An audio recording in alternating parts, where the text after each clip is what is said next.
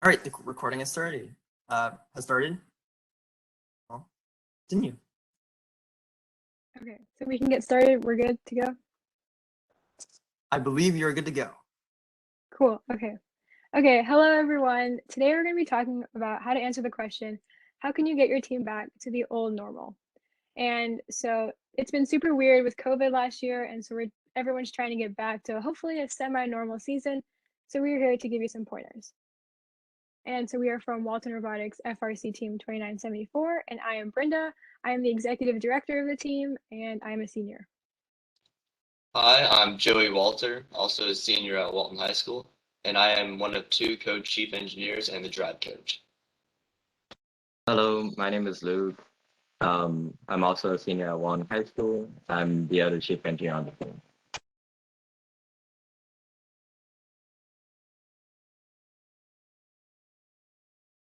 Okay, so if you didn't catch, we are Walton Robotics, and so we are an established FRC team from Marietta, Georgia. This, I believe, is our 12th or 13th year as a team. We're based out of Walton High School. We actually just got a new build site on our campus, so that's really exciting. And since we are such an established team, we are competitive in both chairmans as well as robot. So we know how to help you guys. Okay, so this is the kind of stuff that we're going to be talking about today. So first, we're going to talk about everything that's team related. So this includes safety, culture, rookies, meetings, and competitions. And then next, we're going to go into presentation preparation. So since this presentation is for both FRC and FTC teams, we are going to try to touch on both. So chairmans for FRC and then general presentations for FTC. Next, Luke and Joey are going to talk about safety and tool training and how to plan and execute those well. And lastly, we'll have time for a Q&A.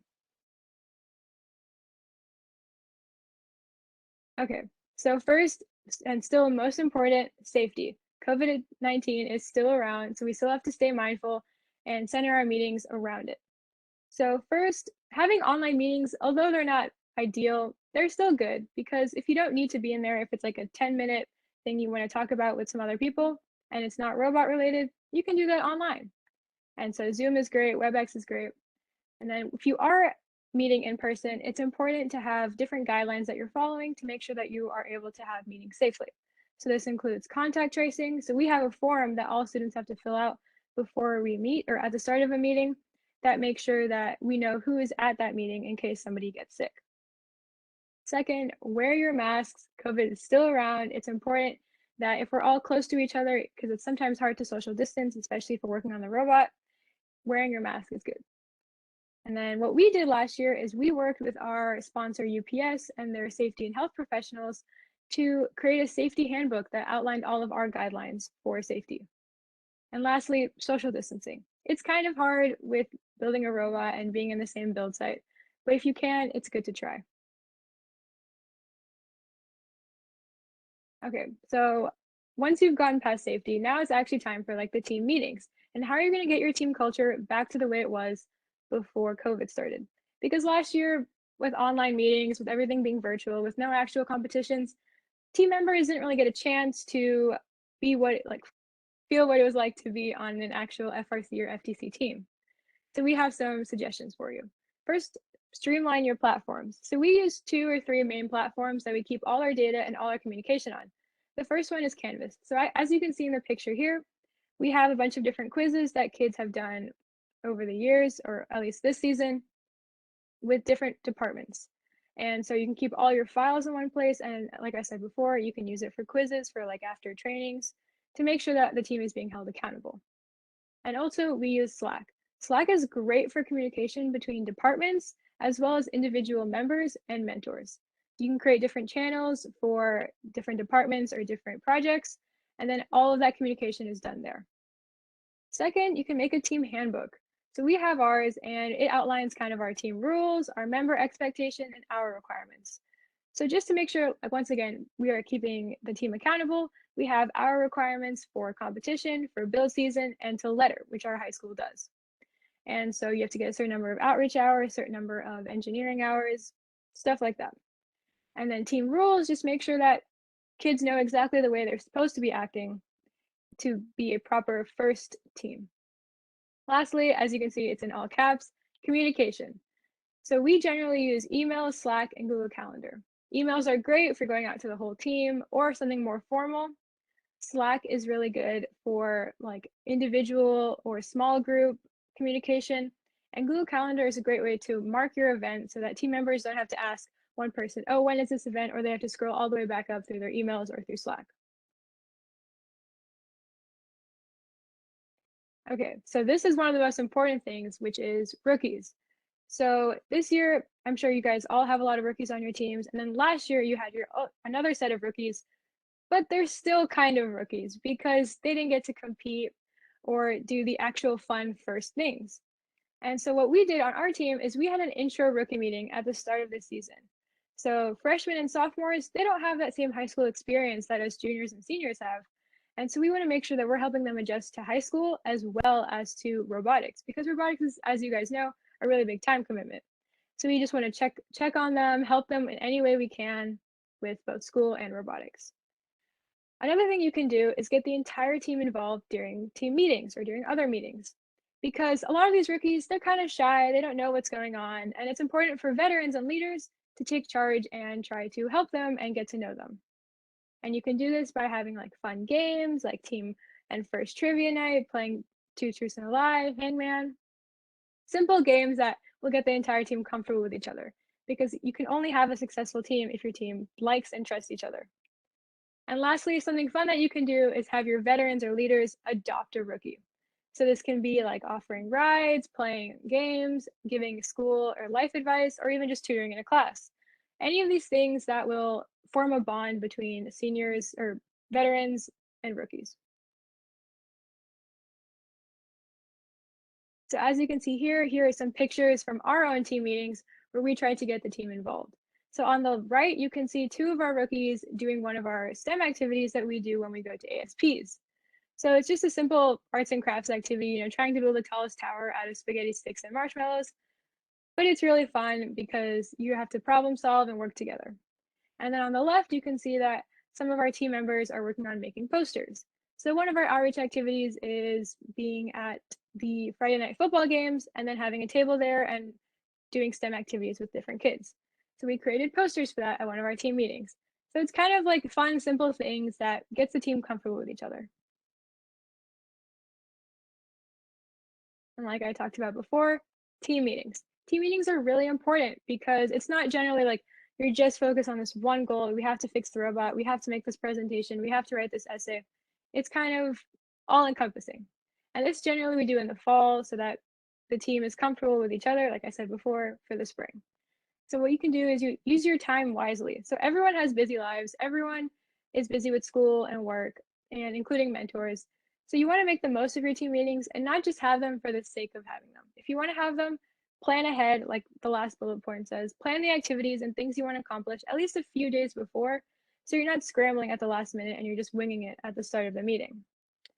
What you can do at your team meetings is outreach activities. So like in the picture before, we had some kids testing out some of our new outreach activities that we want to do at different outreach events. So this is a good way to have kids work together and to get to know each other. And then also what's really good is to have department specific breakout sessions. So this could be in engineering if you have the time and the space, with business, outreach, programming, starting to plan events, starting to do simpler programs, just all to prepare for the build season next semester.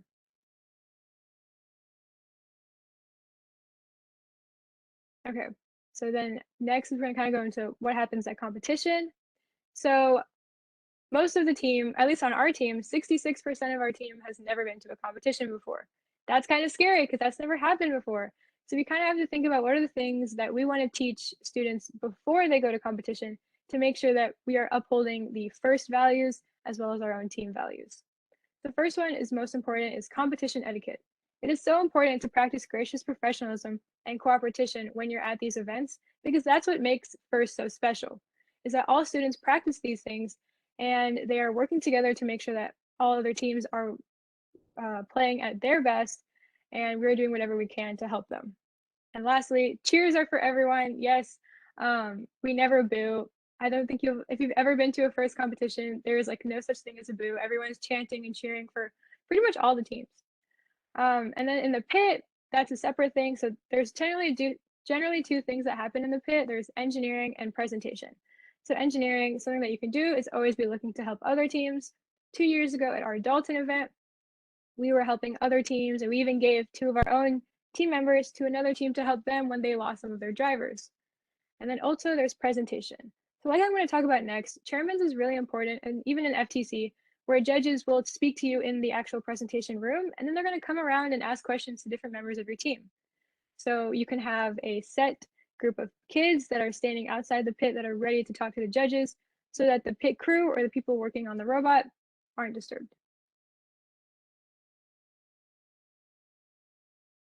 Okay, so we're kind of going to go into like the presentation preparation for both FRC and FTC. So for chairman's is like the biggest thing, and you want to make sure that you are doing all that you can be most successful at it. So a big piece of advice that we have is to start early. There's a lot of things that you have to do for chairman's, like the executive summaries, which are 13 short essays that ask about different parts of your team. There's the long essay, which is 10,000 characters, and that generally asks about like everything you want to say about your team. And then there's Woody Flowers, which is not directly related to chairman's, but it's still another essay that you have to write where you nominate a mentor from your team that you believe is amazing, has gone above and beyond, and you want to recognize that. So just like engineering, chairman's needs its own dedicated group working each week. So our team actually started like 2 weeks ago, and we've had a group of kids starting on the short essays or the executive summaries. And we're going to keep doing that through next semester. And then another thing that's really important when you actually start to work on your presentation and your long essay is to develop a theme.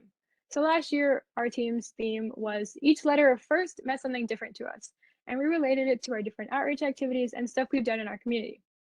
Lastly, make sure you practice, practice, practice. It is so important to get as many people to see your presentation as possible, to give feedback, to try answering different questions, to just practice your presentation over and over again so you're not stumbling or messing up while you're actually presenting. Okay, so like I said, we're going to touch a little bit more on FTC. So while FTC doesn't have a chairman's per se, they have a presentation that checks for all awards or all of the presentation-y, team-y awards like Motivate and Inspire. And so there are similar guidelines to chairman's that you would follow in FTC, such as start preparing early. You guys compete in like November, December, so it's important to start preparing now. Like, why wait? Why wing it then when you can have a set presentation now? So what you can do is come up with a fun hook at the very beginning to kind of engage the judges to make sure that that you stand out from other teams. So one year, I think when I was on FTC, we played like the Star Wars theme at the beginning, just to be different, just to have some fun. And then make sure each department is represented. So that maybe that's like 5 kids that each person speaks for a minute about their specific department and what they've done that season. Like I said before, make sure you're practicing in front of a bunch of different people. While it's important to practice in front of your mirror to make sure that your expressions and everything that you're doing is right, it's important to get feedback from other people like adults, mentors, coaches, even teachers, to make sure that you are doing the best that you can. And lastly, FTC is super strict about timing. So make sure that you are exactly at the time and not over. Okay, so just some stuff to take away from everything that I've said is to plan ahead. This is possibly one of the most important things because if you are scrambling to think about, oh, it's like meetings right now, what are we going to do? You're not going to come up with something as good as you could have if you had planned a couple days prior. Make sure you're involving all team members, especially rookies.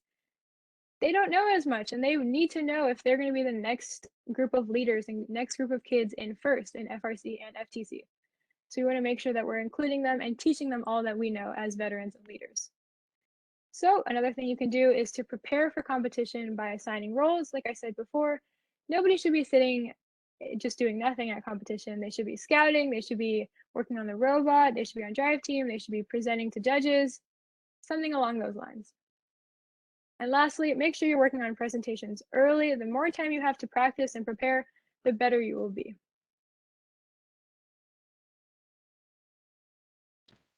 All right, and the next section is safety training. One of the most important parts about the build and engineering side of robotics is to create a safe working environment. One of the ways we do this is at the beginning of the season in the early fall, we like to hold a safety training. One of the best ways to create an effective safety training is to make it fun and memorable. One of the ways we do this is by having the leadership and the older members create skits. These are short, they're really funny, they seem to really get the younger kids involved, and it's always a good quick laugh. We also like to combine this with a little more of a serious PowerPoint. The PowerPoint will lay out in a very simple way just the rules and safety guidelines. And then, of course, you have to work the skits and the PowerPoint together in a mature and fun way that'll teach the lessons and keep everyone involved in learning. Some important sections to highlight are proper attire, machine shop behaviors, field safety, and of course, competition safety.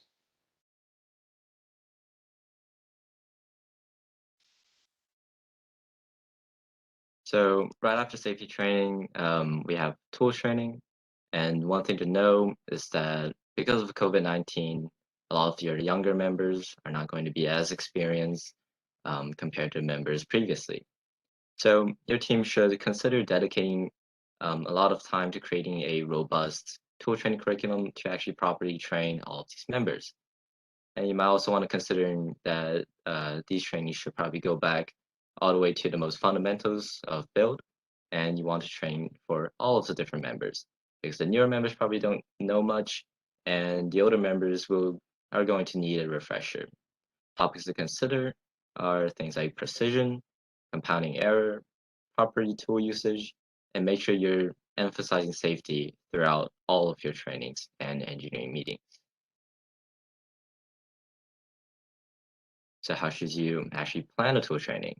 Well, for our team, before we actually held our tool training meetings, we created videos of each of the different tools and machines and posted them on YouTube.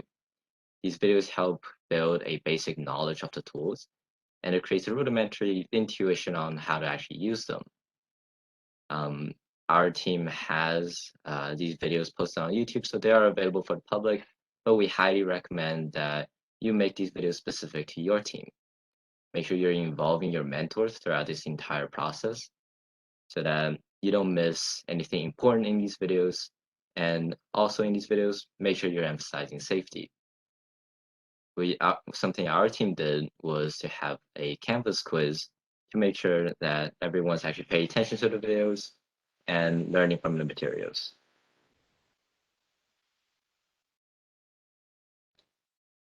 All right, so now that you've planned the tool training event, you have to actually go through with the physical event. The first thing you want to do with picking a date is to coordinate with the mentors and the other engineering leadership for dates that works best for everybody. Like we said, everybody has busy lives with school and work, so it's important to keep everybody involved with the planning process. When at the actual event, the first thing we did was to split our team into groups to train them on separate dates. This decreases tool bottleneck and increases participation and allows for more one-on-one contact. This also helps with going back to COVID contact tracing and social distancing since less people are involved in each event. Once you're actually in your smaller groups, you should split them up into partners or groups of 3 and keep the skill level among the groups relatively equal. You should distribute the rookies and veteran members evenly across each date and try and partner up members who are rookies and members who are veteran members. So the older members can teach the rookies the best practices.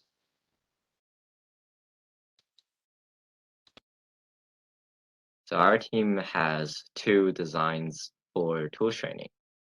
Last year during COVID, we did a car design. And this year, because we were moving our build site, we had limited access to tools and machines. So we went with a flat stock design.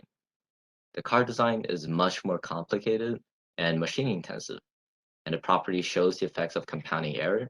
So by the end, when you're done building the car, you might see that sometimes the gussets don't really line up.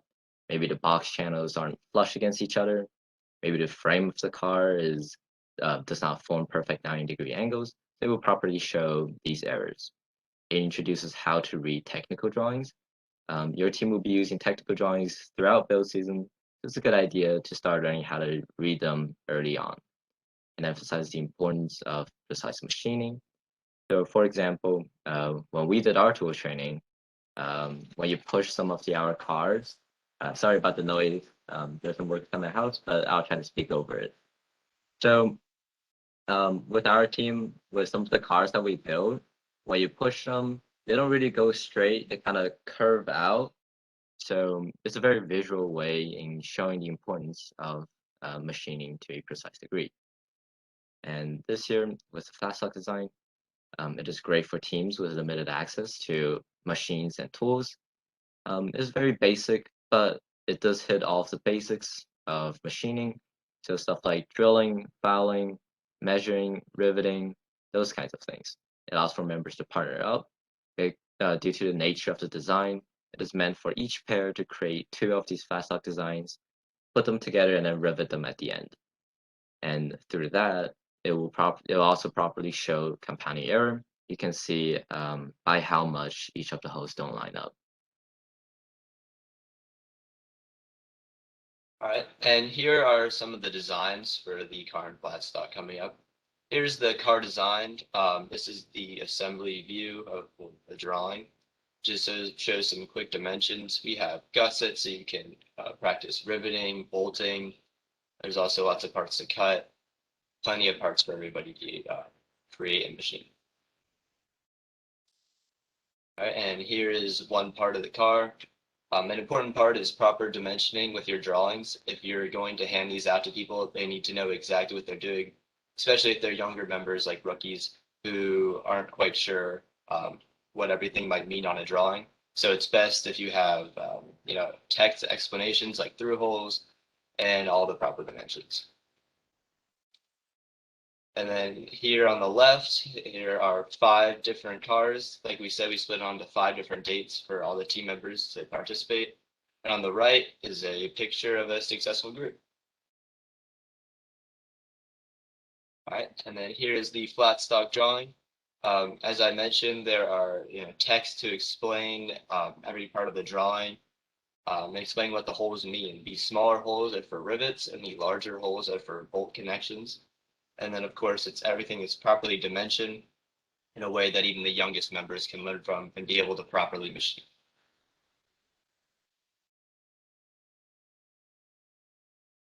All right, so that's our presentation.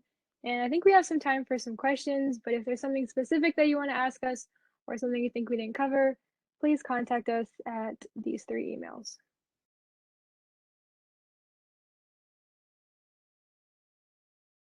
I just really quickly want to iterate that the chat and Q&A is open, so feel free to use those if you have any questions for this presentation.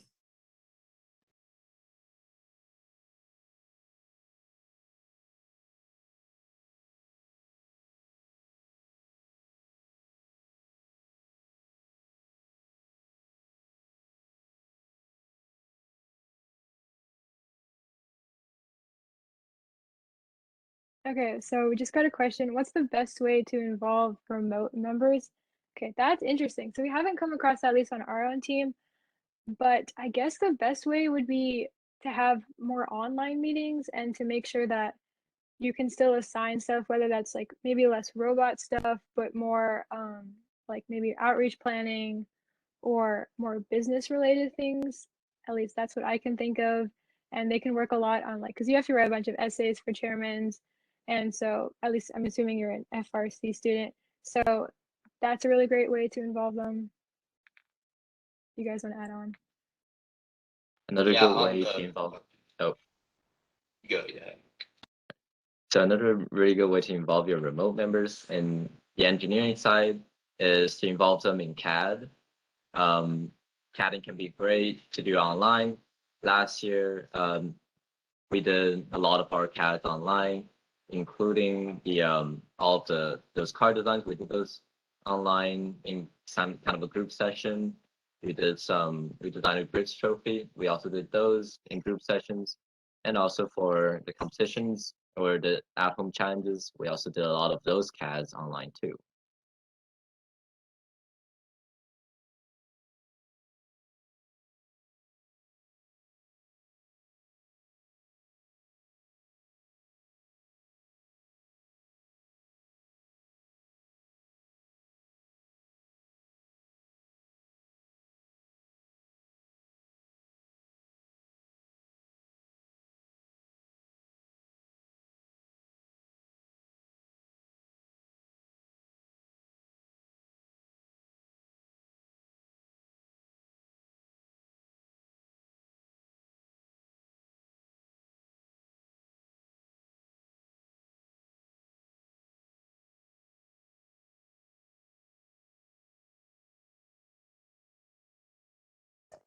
I actually have a question, if y'all don't mind. A question of mine is, what would be some strategies y'all would have for training coding members, either online or in the workspace? So with programming, we actually adapted our school's AP-CSP and AP-CSA curriculum, and we brought that into a very condensed version. And our head programmer gave a PowerPoint presentation, and then he also works through the code and helps write new code with the programmers to teach them all the parts of Java, and then of course the more specific FRC and robotics side of that. He did those both online and in person, and so it's very flexible, especially with COVID. And then, of course, you have to be in person, again, working on robots and seeing how the code works and troubleshooting with that.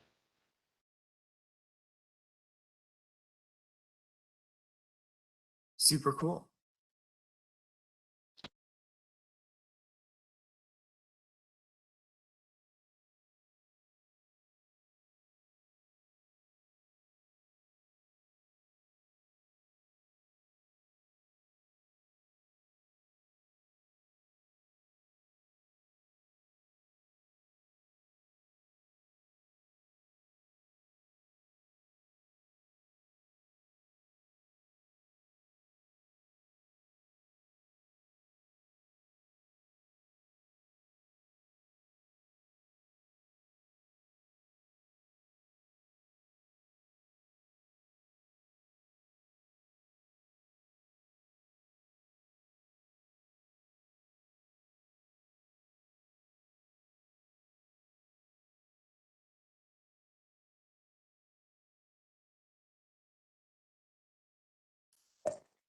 All right, it seems that those would be most, if not all, of the questions that we have for now. I would like to remind that everyone that these sessions will be posted on Georgia First, if the recording works, that is, but I'm pretty sure it did, so be sure to look out for it on the Georgia First website.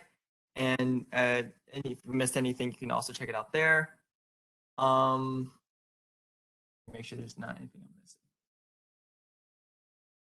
Well, yeah, that's all I have to remind. So it's up to y'all presenters if y'all want to stay and if anyone joins, you can answer their questions, or if you want to just end it here, we can end it here. I think we can end it here unless anyone else has any last questions.